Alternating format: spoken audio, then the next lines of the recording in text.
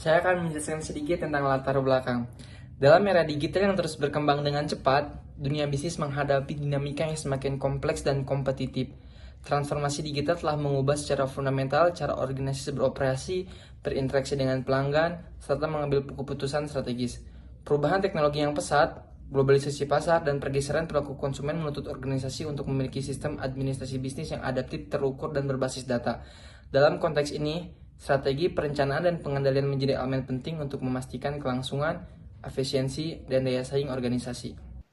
Pengertian perencanaan dan pengendalian dalam administrasi bisnis.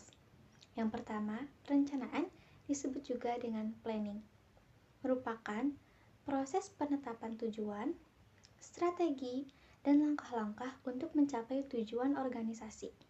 Dalam administrasi bisnis, perencanaan mencakup penyusunan anggaran, penetapan target kinerja, strategi pasar, hingga penggunaan sumber daya yang efisien.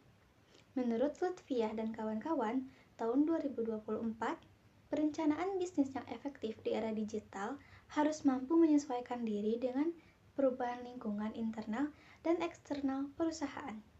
Yang kedua, pengendalian disebut juga dengan kontrol, merupakan proses memantau dan mengevaluasi pelaksanaan rencana agar sesuai dengan target yang ditetapkan. Pengendalian dalam administrasi bisnis meliputi pelaporan, analisis penyimpangan atau deviation analysis, dan perbaikan kebijakan jika hasil tidak sesuai rencana. Hubungan antara perencanaan dan pengendalian dalam administrasi bisnis. Van Dijk 2023 menggambarkan hubungan ini seperti siklus sibernetik atau cybernetic process, yang artinya proses yang terus berulang dan menyesuaikan diri dengan lingkungan. Data dari pengendalian atau hasil yang aktual selanjutnya digunakan untuk menyesuaikan perencanaan pada periode berikutnya. Lalu, hasil perencanaan baru selanjutnya menjadi dasar bagi pengendalian berikutnya. Jadi, keduanya saling bergantung. Perencanaan menentukan arah, yang artinya proses menetapkan tujuan dan strategi. Lalu pengendalian memastikan arah tetap benar, yaitu proses memantau dan mengarahkan agar tujuan tercapai sesuai rencana. Strategi perencanaan dalam administrasi bisnis di era digital terbagi menjadi 6. Yang pertama, analisis situasi secara komprehensif, mengidentifikasi kekuatan, kelemahan, peluang, dan ancaman atau SWOT, menganalisis lingkungan eksternal seperti struktur, SDM, keuangan, dan eksternal, pasar, kompetitor, dan digital. 2. Menetapkan tujuan bisnis yang SMART. Tujuan harus spesifik, terukur, realistis, relevan, dan berbatas waktu, menyelaraskan tujuan dan visi dan misi organisasi. Yang ketiga, mengintegrasikan teknologi digital, menggunakan big data analitik, AI, dan cloud system dalam pengambilan keputusan, menerapkan digital transformation strategi agar bisnis lebih efisien dan responsif. Yang keempat, membangun model bisnis yang fleksibel, beralih ke platform digital yang mendukung interaksi pelanggan dan mitra bisnis, menerapkan data-driven business model untuk inovasi produk dan layanan. Yang kelima, menerapkan kepemimpinan visioner dan adaptif. Pemimpin harus mampu membaca tren dan memotivasi tim untuk berinovasi, kolaboratif, komunikatif, dan cepat dalam pengambilan keputusan. Yang terakhir, evaluasi dan penyesuaian berkelanjutan, menggunakan indikator kinerja utama atau KPI untuk memantau hasil rencana serta memberikan arah kejelasan pada setiap proses. Yang terakhir, melakukan pembaruan strategi secara berkala berdasarkan data dan kondisi terbaru. Pengendalian untuk optimalisasi administrasi bisnis di era digital. Yang pertama, otomasi proses. Pekerjaan administratif seperti pelaporan, audit, dan manajemen risiko diotomatisasi menggunakan sistem ERP, big data analitik, dan AI sehingga mempercepat proses dan mengurangi kesalahan manusia. Yang kedua, kecepatan dan akurasi data. Data dapat dimonitor secara real time, meningkatkan efisiensi analisis dan pengambilan keputusan strategis. Yang ketiga, transparansi dan akuntabilitas atau akses data digital terbuka memungkinkan evaluasi kinerja yang lebih transparan serta meningkatkan kepatuhan terhadap regulasi. Yang keempat, efisiensi biaya dan waktu atau pengendalian berbasis digital menghemat biaya operasional dan waktu dalam proses administrasi. Selanjutnya ada peluang strategi perencanaan dan pengendalian untuk optimalisasi administrasi bisnis di era digital. Yang pertama ada peningkatan efisiensi operasional. Digitalisasi memungkinkan otomatisasi proses administrasi seperti keuangan, inventory, dan komunikasi internal, penggunaan ERP, Enterprise Resource Planning, dan IoT atau Internet of Things, meningkatkan kecepatan dan ketepatan data, serta mengurangi human error. Hasilnya, operasional menjadi lebih efisien dan produktif. Dan yang kedua ada manajemen data dan informasi yang akurat. Sistem cloud computing memudahkan akses data secara real-time dari mana saja. Integrasi antar departemen melalui ERP, menghindari duplikasi data dan mempercepat pengambilan keputusan.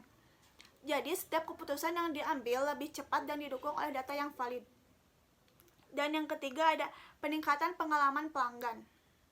Digitalisasi melalui CRM, Customer Relationship Management, dan AI meningkatkan pelayanan 24 jam dan personalisasi kebutuhan pelanggan. Hal ini tentu meningkatkan kepuasan dan loyalitas pada pelanggan. Dan yang keempat ada transparansi dan akuntabilitas. Sistem digital dan teknologi blockchain menciptakan audit trail yang transparan, meminimalkan manipulasi data, sehingga menciptakan sistem yang lebih terpercaya. Dan yang terakhir ada percepatan pengambilan keputusan. Teknologi seperti big data analytics dan digital dashboard memungkinkan pengambilan keputusan berbasis data secara cepat dan akurat. Data yang tersaji secara real-time memungkinkan pimpinan untuk merespon perubahan dengan lebih tanggap. Jadi, bisa kita simpulkan bahwa digitalisasi membawa banyak peluang dalam meningkatkan efisiensi, akurasi data, pelayanan pelanggan, serta transparansi dan kecepatan pengambilan keputusan.